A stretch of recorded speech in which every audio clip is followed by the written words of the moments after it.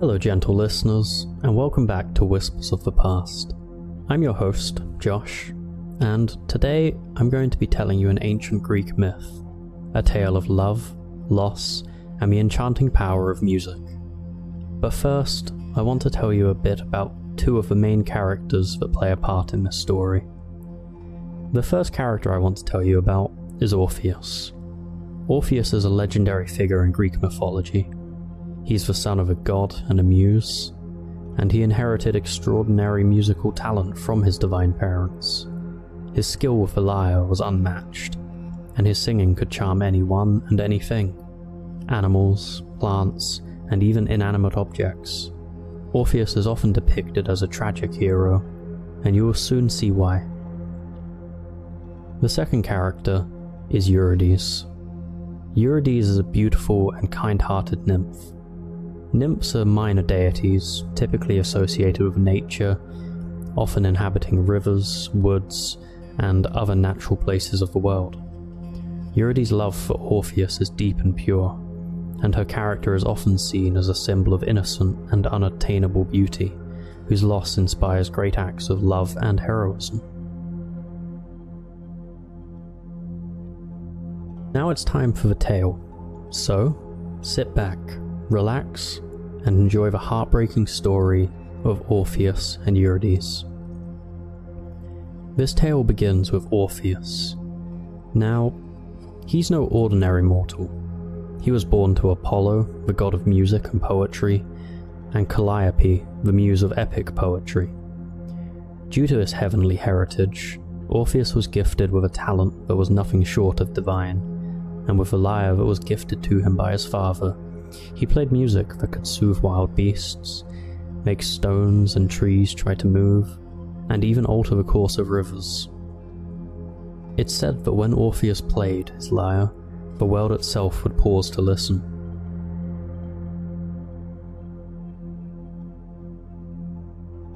Orpheus was an adventurous character, and played a part in the Argonautic expedition, the voyage of Jason and his fellow Argonauts.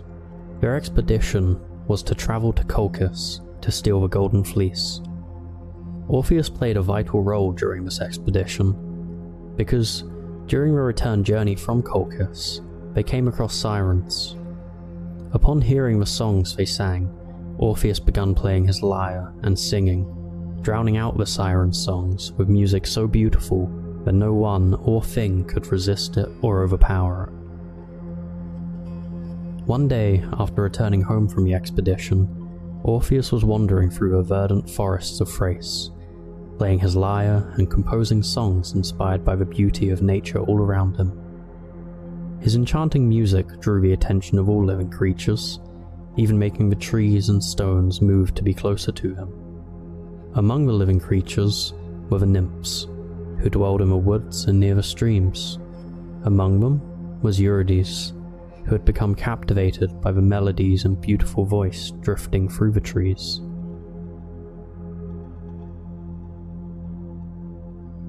Captivated by this mysterious and enchanting sound, she began moving gracefully through the forest, following the sound until she found a man by a clear, sparkling stream. There, she saw Orpheus sitting on a rock, lyre in hand, lost in his music. She danced along to his music, moving like the wind through trees. And the moment Orpheus spied her, and their eyes met, a connection was forged between them, as if they had known each other for eternity. They quickly introduced themselves, and from that moment on, Orpheus and Eurydice were inseparable. They spent their days exploring the natural world, with Orpheus composing songs and playing his lyre, singing songs of love and beauty that were inspired by the nymph at his side, while Eurydice danced gracefully along to his songs, embodying the spirit of nature itself, moving with each note. Orpheus and Eurydice had fallen deeply in love, and it wasn't long before they decided to wed. Their wedding was a joyous occasion, filled with music and laughter. Hymenaeus, the god of marriage, blessed their union. Following the wedding ceremony, there was a great feast, surrounded by laughter and love. The newlyweds sat hand in hand, staring at each other as if no other person existed. Soon, the shadows fell, signaling the end of the revelry, and sent everyone home. Eurydice, a beautiful nymph of the forest, was as kind and gentle as she was lovely. Orpheus, the son of a god and a muse, gifted with divine musical talent and a clever mind. Together, they were the epitome of true love, and just wished for a happy life together. But, as with many stories of the ancient world, happiness was fleeting. Shortly after their marriage, tragedy struck.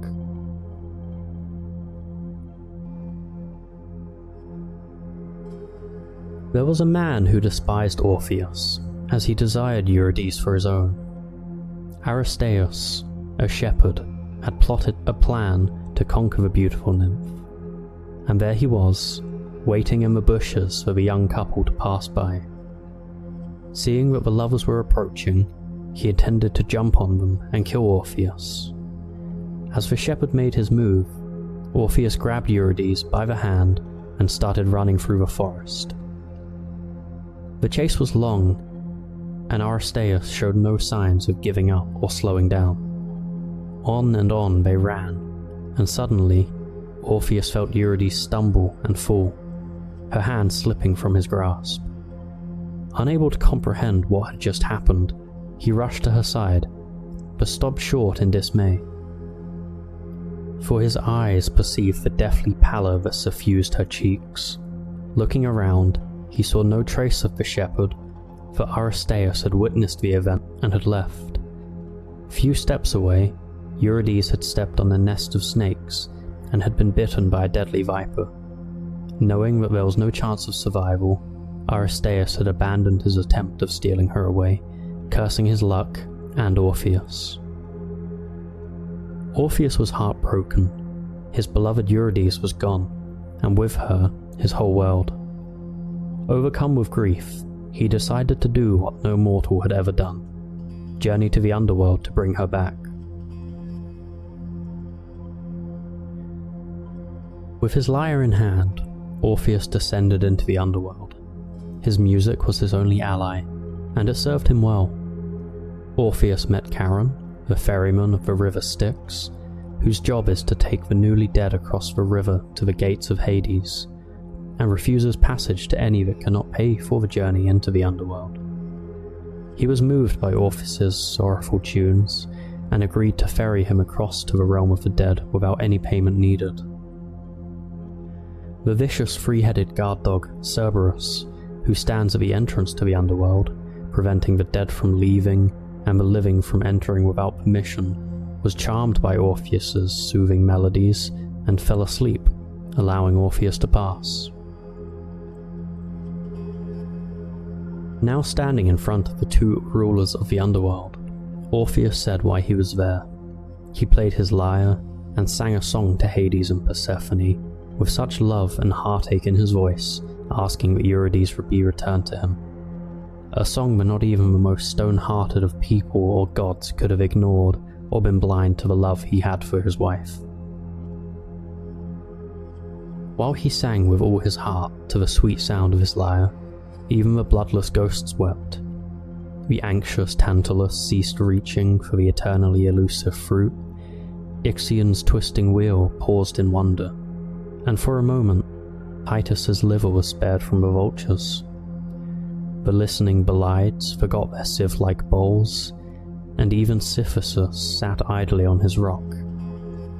Then Fame declared that, conquered by the song of Orpheus, for the first and only time, the hard cheeks of the fierce Eumenides were wet with tears, and neither the queen nor the ruler of the underworld could deny the prayer of Orpheus.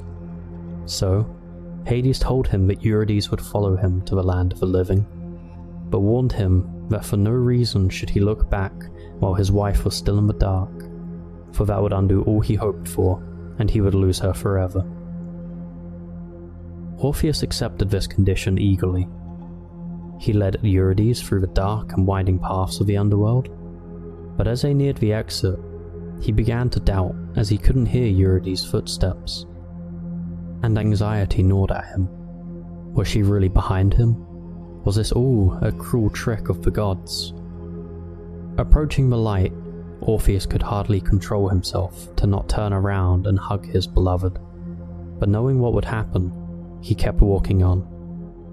Just as he stepped into the light of the upper world, Orpheus couldn't resist the urge any longer.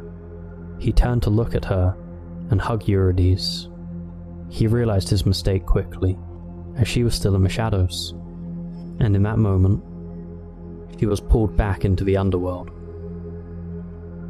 Forever lost to him, with her final words echoing out, she said farewell.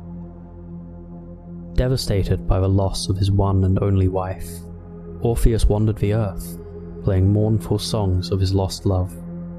His music, once a source of joy and enchantment for all that heard it, now became a symbol of deep sorrow. It is said that any person or thing that heard him play wept at the sound of his music. He rejected all others, his heart forever broken. In his grief, Orpheus shunned the company of people, spending his days in solitude. His refusal to honor Dionysus, the god of wine and revelry, led to his tragic end. The Maenads, frenzied followers of Dionysus, had become enchanted by his playing, but he ignored each of them and declined their advances. Eventually, in their madness at his rejection and refusal to honor Dionysus, they tore him apart. Orpheus's head and lyre were thrown into the river Hebrus, where he continued to sing mournful melodies as he floated away. His spirit reunited with Eurydice in the underworld, where they could be together for eternity, away from the pains of the mortal world, and live a happy life together. Eventually, his head floated to Lesbos. It was there that the Muses found him. They collected his body parts from where they had been scattered, so they could give him a proper burial ceremony, worthy of a musician and child of a god. They collected his lyre and carried it to the heavens to be placed in the stars. It's believed that his grave emanated music, plaintive yet beautiful.